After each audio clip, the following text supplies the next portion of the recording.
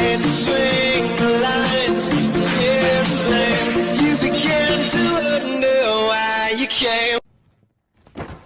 Monkey! Did I go wrong? I lost a friend somewhere along in the bitterness, and I put out later. You all night. Feels great to be back in Black Ops 4 Zombies, lads. Welcome on into the video. Today we're going to be ranking every single Black Ops 4 Zombies map that I was able to play at Treyarch. Now, Treyarch did allow people to play Classified, they just weren't able to record it, and I didn't want to play Classified. I didn't want to play it until I got my first playthrough and first reaction for you guys, because I think it's so important for such an extra map that there isn't really much to it. So today, I'm going to be giving you guys my first impressions of all the maps, excluding Classified. I'm going to give you the good and the bad, and I'm also going to lay out a lot of the base mechanics so you have an idea about what I'm talking about and how the maps play out. This is not an in-depth ranking or in-depth tutorial or whatever you want to say, because I have a ranking every elixir, perk, wonder weapon, and all of that other stuff ready to go for later on. I'm going to make separate videos talking about what I think about all the new perks,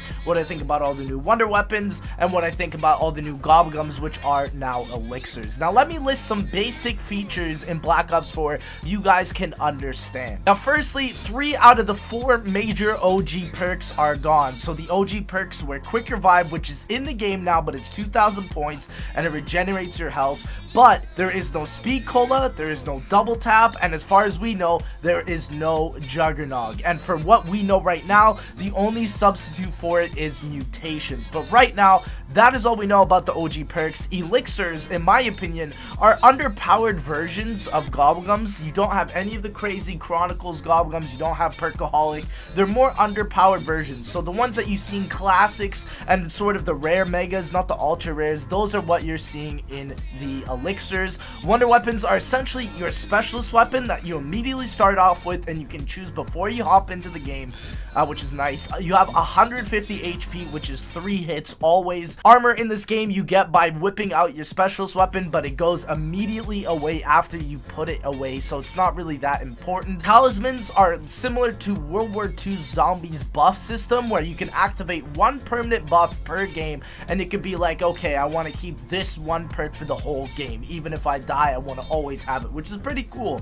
There are only 4 perks in this game. There are only a maximum of 4 perks that you can choose out of 16, I believe. Also, you can have 4 elixirs at a time. There's no gobblegum machine, there's no elixir machine, you just have them on each of the points of your D-pad. And also, Double Pack-a-Punch is back with the removal of fireworks for some reason, but it's not as good as it was in Black Ops 3. Now again, most of this is going to be spoiler free, so let's actually get in with the video. Let's start off with 9. One of the major pros and cons I can find with this, let's start off with the pros. The map is gorgeous. When you start off in the map, you get this feeling with the great score that you're going into this amazing fight of a coliseum, and you're fighting one of the greatest badasses or any type of zombie. It's an excellent feeling that they've been able to transcribe, and through you starting off in a dark corridor and walking out into the coliseum and seeing the crowd go wild and you're there with all the zombies, it's an excellent experience, and in my opinion, it's the best starting room of all of zombies. It's wide, it's spacious, it has fire that goes on it, it's an absolute arena, and that's why I think I love it so much. Now, what's also cool is the crowd is actually interactable, and depending on how well you do, they give you drops, and if you're doing bad, they can also boo at you, which I think is really funny. Now with the weapon selection, it's very vast, where some guns are super powerful like the LMGs and the upgraded ARs, but also some are really terrible. Like past round 15, I think most SMGs are really not going to bid you well, especially considering considering that double pack-a-punch is back, but it's just really not that great. And I think this is a pro because it makes for good variety and it makes streams very entertaining like they were back in Black Ops 2. Now this map is super easy for beginners. Even in the game menus, it highlights a 9 as an easy map for beginners that you want to play, so that's really good. The pack-a-punch process is very easy. Again, this is mostly spoiler free, so I'm not going to describe exactly how you do the pack-a-punch. Perk locations are where the sunlit part of the map is, and they're highlighted very well, which I really like. Tigers are essentially the equivalent to hellhounds, and they're very balanced. They don't really get onto your nerves, but they look fucking ferocious, so I'll give you that. Rush mode on this map is very fun. Again, I won't describe what rush mode is until I made a video on it, but it is a very fun feature of 9 and of all the maps. The characters are super fun and engaging with this map, where I didn't really find that as much on Voyage. Now, with the cons, there's no major mystery box wonder weapon with 9, which I think is not a really good design choice for a map for beginners, but you can get the new monkey bomb of the Chaos storyline, which is called the Homunculus, and he is a guy that just runs around and cuts off people's heads. It's fucking cool and I love it. You can actually have 2 of them on the map at the same time. Another con I have is lots of the map is inside caves and such, where they didn't really advertise that. They advertised it as being outdoors and in the sun and all that stuff, but the sunny part of the map is not too much of the map. Most of it is underground, which I feel that we've seen a lot, but essentially I think it'll be cool. We'll have to discover how it goes as we play. Many of the bosses in this map, there are multiple, use projectiles and can destroy you very quickly, especially when Juggernog is not in the game, which makes it very difficult. High rounds especially are very difficult until we figure out a way to get Juggernog, or a way to get double tap, or a way to get a wonder weapon that's really powerful. The last con I have is guns in general can just start sucking really fast after round 15, even if you pack-a-punch them, and even if you have them double pack-a-punch.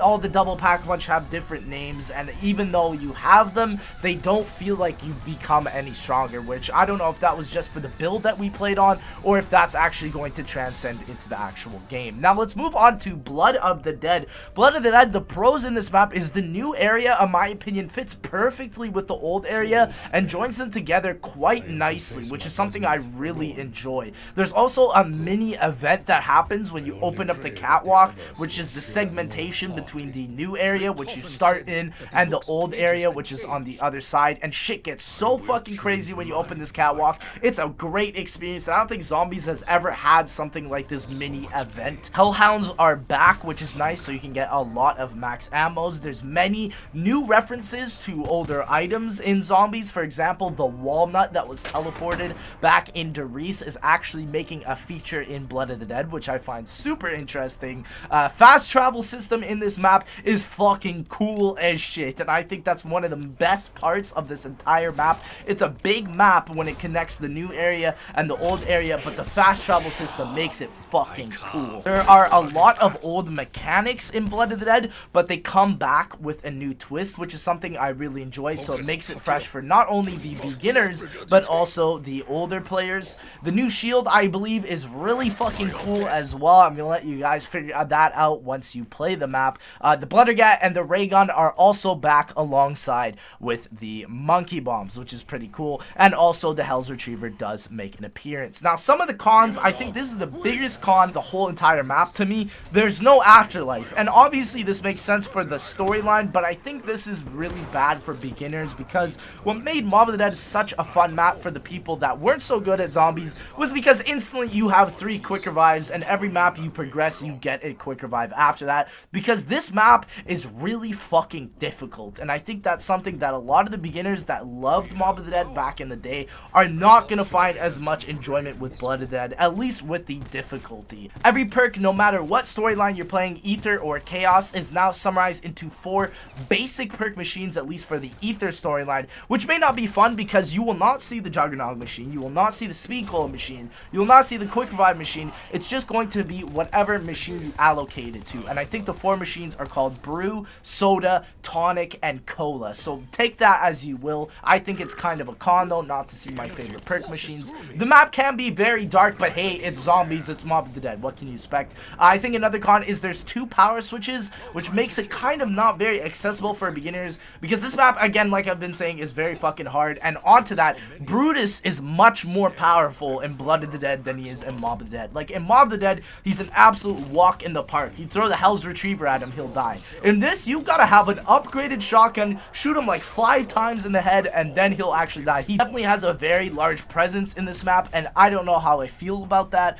And lastly, I don't also like the way you power up items now. There's no afterlife, but there is a new way to do it. I'm not gonna say how to, but that is a certain thing. And lastly, let's move on into Voyage. The pros I have for this map is the cinematic intro, and I'm not talking about the one in the trailer. The one that happens as you start up the map is super fucking cool. I believe that much of the scenery is very stunning with inside the map. The intricate details really makes the map enjoyable for somebody like me. They've added a new mystery box wonder weapon into Voyage, and it's called the Kraken, and it's fucking amazing. It's a cannon type wonder weapon that has multiple amounts of barrels that just keep spinning, and it's something that I've always wanted in zombies, a cannon like wonder weapon. They also have the God Altar perk statues, which will look great in this map. I think even better than they do in 9. The new fast travel system is very similar to what they have in Blood of the Dead in Voyage, but it's fucking cool and amazing. The pack-a-punch process in Voyage is very easy, and it guides your hand through it, even though I believe Voyage is the hardest map out of all 3 of these maps. The map is based around a central artifact, which I'm not going to say, that highlights key aspects of the Easter eggs, even though when we were playing in our build, there were no Easter eggs that we could find. There was no way we could find upgraded wonder weapons. There's no way we could find Easter egg steps. We just managed to see the progress that we could take with the central artifact, and it's very cool because with that central artifact, you can actually see how many steps of the Easter egg there are, similar to what the handbook did in World of War II, which I thought was really nice. And also with my last pro, there is a lot of swimming on this map, unlike Zetsubo, where I think they did it poorly. Here you can actually even control certain areas where the water flow goes, and I think that's very, very cool. Now lastly, moving on into the cons, the map is very, very tight, and it has super narrow corners, meaning that without having Juggernog, or if there's no substitution to Juggernog, it's going to be hard to play this map even past round 10, and it's going to get easy to be lost in for sure. The enemies also, like in 9, have a lot of projectiles, which makes the map super, in my opinion, unbalanced after round 20. And I heard a story even from Noah. He was super set up, he had all the best shit, he was playing mutations with 300 health, which means like 6 hits, and it was very difficult for even him to play that, let alone on the classic mode with only 3 hits. And it makes it nice because Quick Revive is now integrated into the game. You don't actually have to buy it to get a second chance. It's just integrated with your self revives. There's a little bottom left corner icon for it. And again, playing this map without mutations, like I was saying, is very difficult, and it's almost not enjoyable in certain ways. I think the balancing needs to definitely be addressed. And lastly, the Easter egg won't be solved on Voyage for a while, like I said, just because the only way you could do it is on the classic difficulty, and the classic difficulty is fucking difficult. Now lastly, I'm going to give you guys a slight bonus for Classified. I did play this, like I said, at the event, but there were others that were able to. But the one thing that we were able to react to and publicize was the intro trailer for Classified. And when I say this, guys, I mean it. I believe it was the best trailer I've ever seen out of any Call of Duty Zombies game, out of any Call of Duty Zombies map, period. They try out a new aesthetic in this map, and I think it works perfectly, at least for the trailer. I didn't get to see any gameplay, but I saw the intro cutscene, and it is fucking amazing. So once that comes out to you guys, I'm really excited to show it to you. It's going to be so much fun. All of us reacted to it at Treyarch. But anyways, guys, that is going to be it. That's my first impressions of the map. I tried to outlist the cons with the pros because a lot of it is just really fun. Like, I think a lot of the cons of Black Ops 4 Zombies comes down to the actual systems of the game, not the maps, because I think the maps are really fun. You just have to find the way to enjoy them. It's all about the customization. Anyways, guys, thank you so much for watching. If you did enjoy, please make sure to like, comment, and subscribe. Thank you again so much, and we'll see you, ladies and gentlemen, in the next one.